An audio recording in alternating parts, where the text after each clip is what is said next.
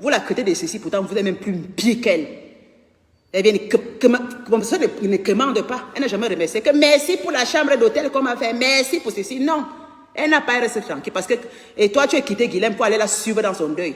Parce que tu voulais venir donner, pour venir parler au nom du monde entier, que tu lui as donné qu'elle est une mendiante. Imbécile, elle n'avait rien demandé. Parce que quand vous faites ça, c'est pour donner, pour traiter ces personnes de mendiantes. Maintenant, on a compris. Tu te lèves avec tes palmipèdes, tu parles dans son deuil, elle ne t'a pas appelé, tu peux lui donner un peu minable somme de 50 000. Demain, tu viens l'insulter pour dire qu'elle était mendiante, elle a pris ton argent. C'est toi qui voulais te faire connaître, sale bordel. Je t'ai dit que Guilhem, toi et moi, tu as pibé ma mère. Tu as pibé ma José. Je t'ai dit que moi, je suis fille de Yaoundé. Toi et moi, c'est un balance. Je dis que je suis ton pic au chemin dans Facebook. Tu vas dire que je ne présente rien. Tu me dis présente ma maison. Je ne présente pas ma maison. Une femme comme toi, il est locataire. Je veux me faire un concret, une femme qui loue au Cameroun, je veux présenter. Je présente aux vraies femmes, mon ami. J'ai présenté ma maison depuis, elle dit présente le dehors. Je présente, les gens connaissent le devant de ma maison. J'ai présenté au début, je montrais, je suis en haut à l'étage, je montre au dehors, je montre toujours, j'ai toujours montré. Je fais ça par rapport à vous, que vous êtes quoi? Le dehors là, j'ai même une vidéo, si vous mettez, je me suis mis en haut là, j'ai filmé l'intérieur, du coup vous voyez bien la position de ma maison avec la vidéo. Elles sont là, elles ne sont même pas capables d'avoir un bout de terre. Elles vont te dire, fais ceci, chiennasse, Guilhem, pute que tu es.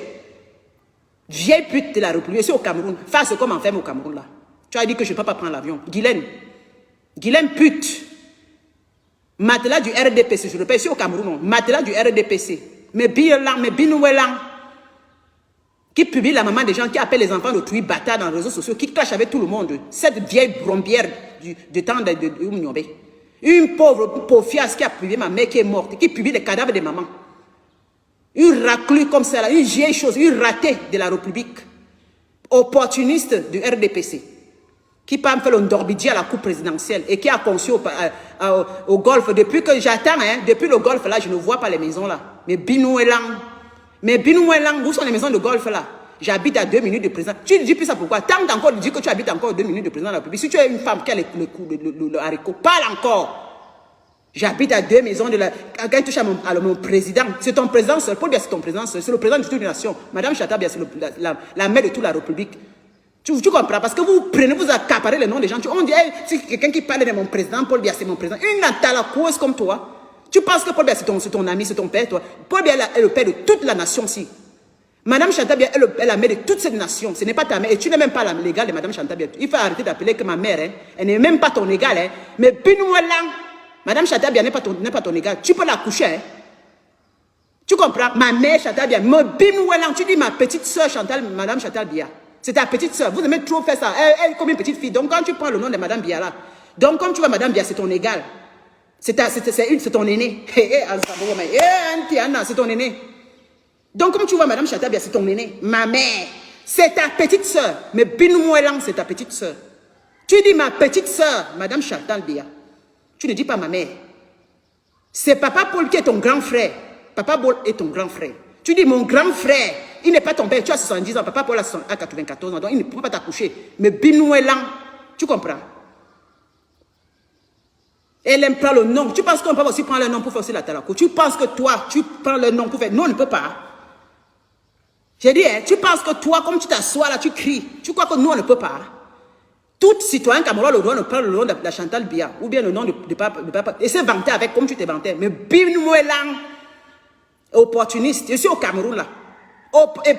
Vieille bordel du matelas du RDPC. Elle est devenue matelas du RDPC. On a interdit le RDPC. Elle venait être le matelas du RDPC. Elle n'a même pas honte. Une opportuniste. Elle entre au RDPC pour être le matelas, pour coucher avec les petits gars du RDPC.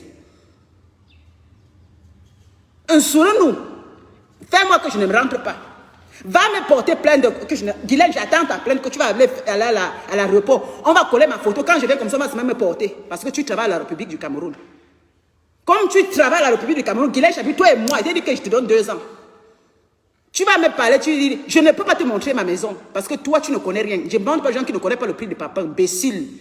Je peux parler de quoi avec toi? Tu ne continues pas à vendre des illusions à les rêveuses des réseaux sociaux.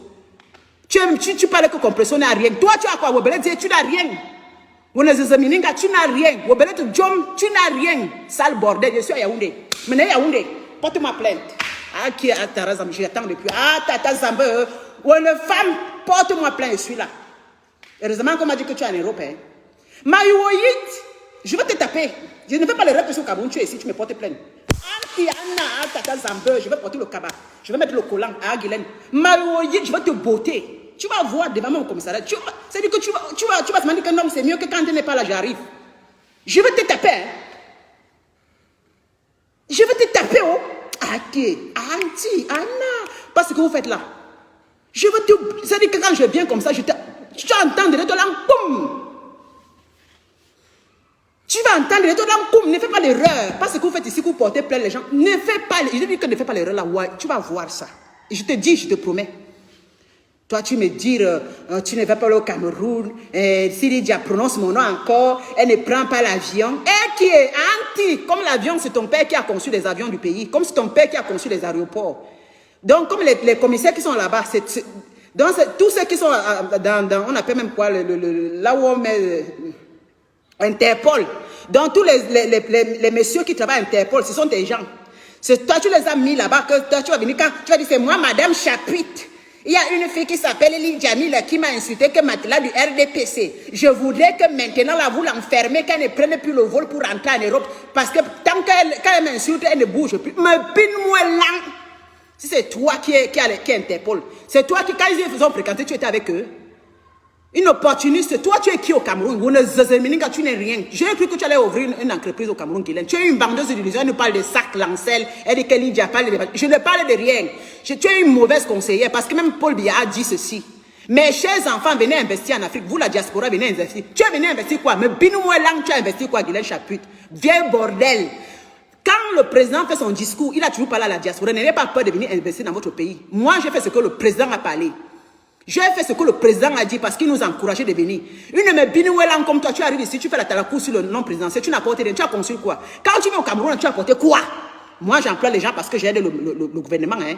Moi, j'aide le gouvernement pas à lever le chômage, le taux de chômage au Cameroun. Hein. Parce que je suis à la lettre de ce que le président avait parlé. Hein. Je suis à la lettre. Donc, on va laisser moi qui vais investir pour parler les gens. On va te prendre toi qui est une atalakouilleuse. Une atalakouilleuse. Une vieille bordel. Une vieille bordel de temps d'Aïdjo. C'est elle qu'on va dire, oui, Madame Chaputte. Comme tu as parlé de nom, Madame Chaputte. Chaputte, c'est un blanc. Tu n'es pas Madame Atangana. Tu n'es pas Madame Atangana. Tu es Madame Chaputte. Alors, va me porter plainte sur ton mari. Comme c'est un blanc. Va là-bas en France. C'est ton blanc qui doit courir.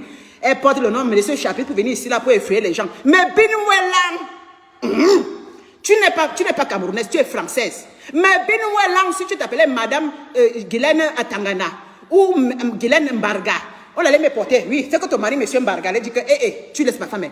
Chapitre est quelle autorité au Cameroun ici? Chapitre a quelle autorité au Cameroun? Il est français. Enfin, quand tu veux me faire les problèmes, fais-moi les problèmes en France. Ton mari va marcher, ton vieux mari va marcher. Il va te venger, oui.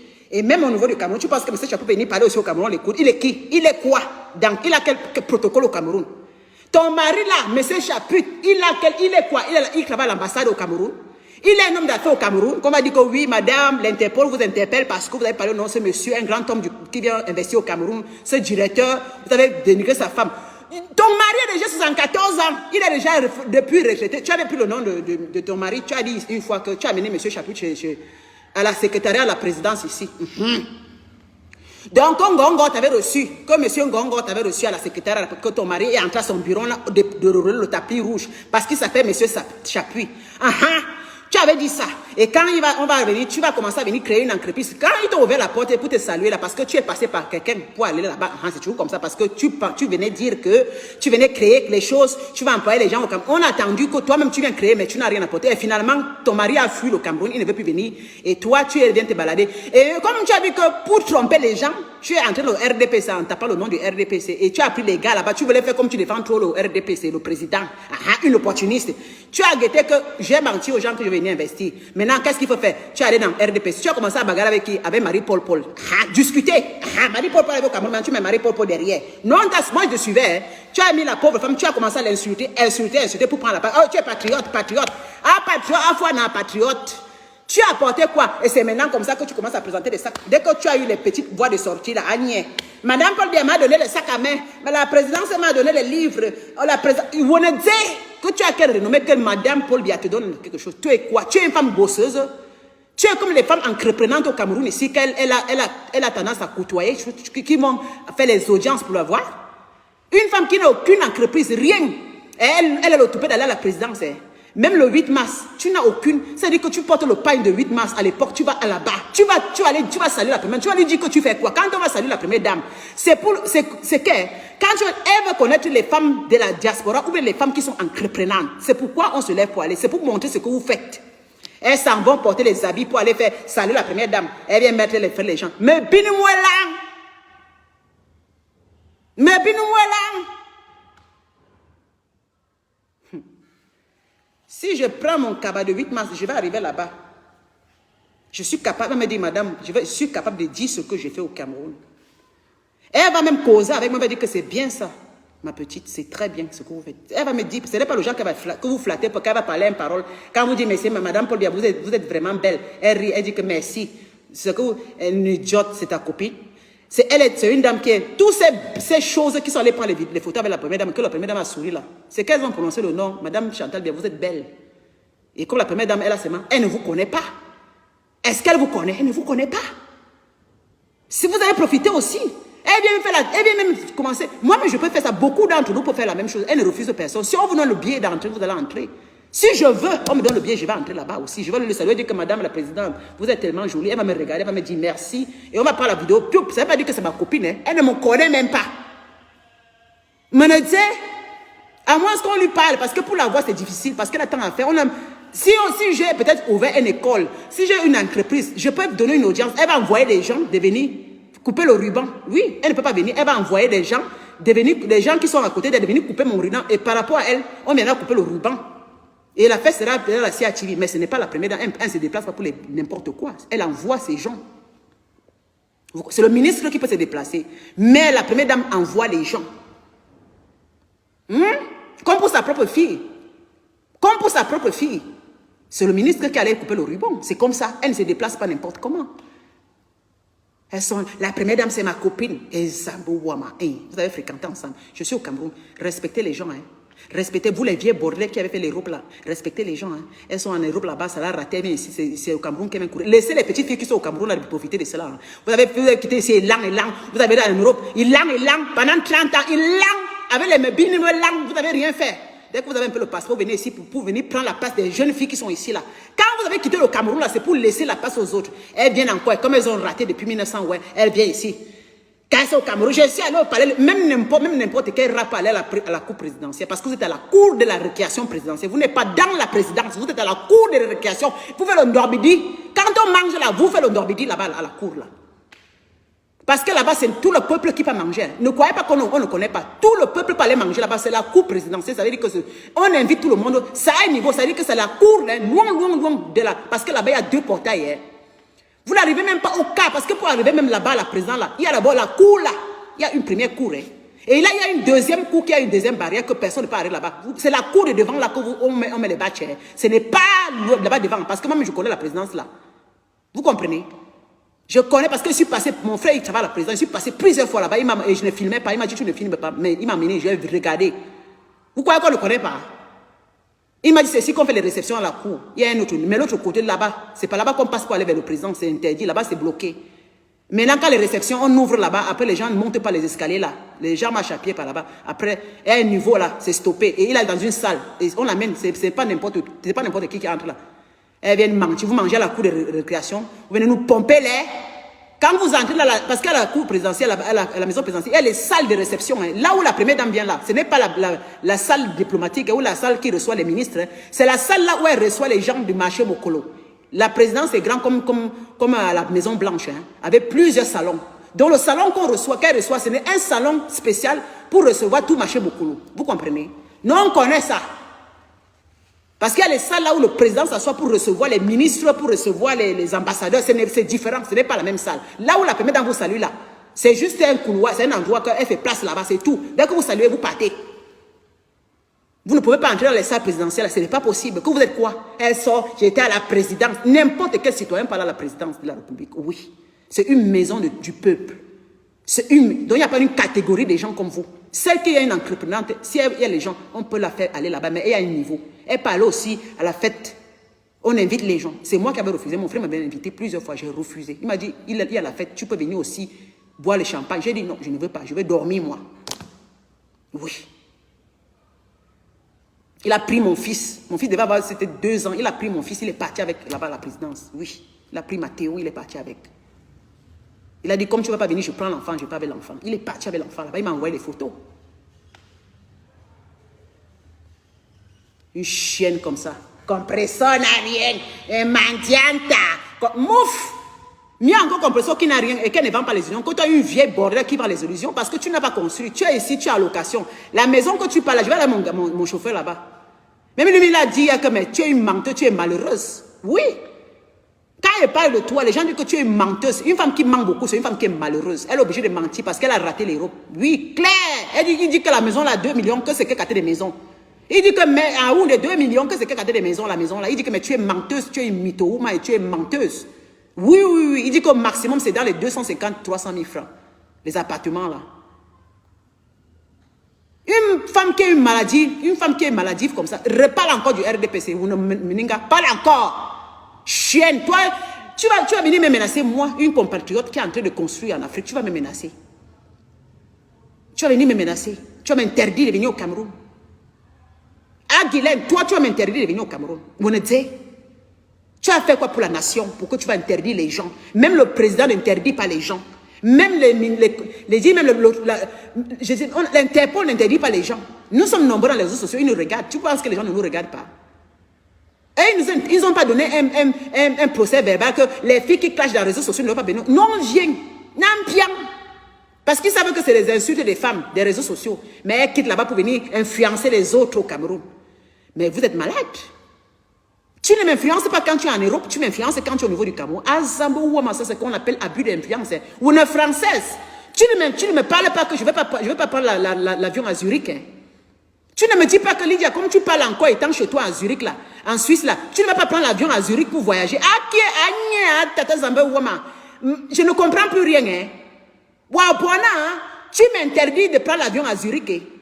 Toi, comme tu es Guylaine Chaput, là, interdis-moi au niveau de l'Europe de prendre l'avion pour arriver au Cameroun. Parce que le Cameroun, tu n'as aucune autorité. Au niveau du Cameroun, c'est le Cameroun. Le Cameroun, c'est un autre niveau.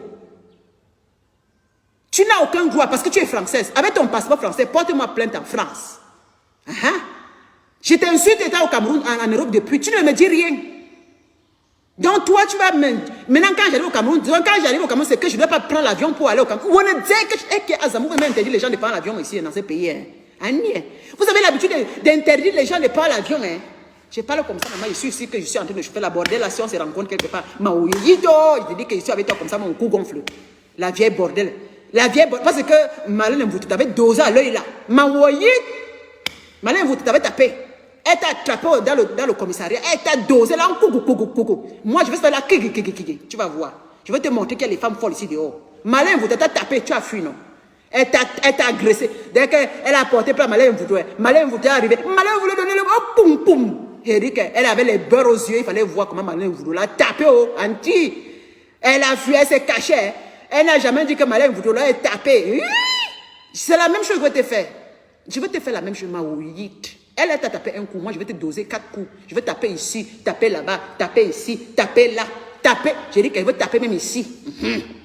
Parce que tu mérites qu'on te tape avec ton vieux âge. Tu ne vas pas te respecter. Tu ne connais pas ce qu'on appelle respect. Parce que si tu le respectes, tu te mets à ta ligne généalogique là. On va te respecter, on va te caler derrière toi. Parce que si tu te respectais, j'allais te respecter. Hein.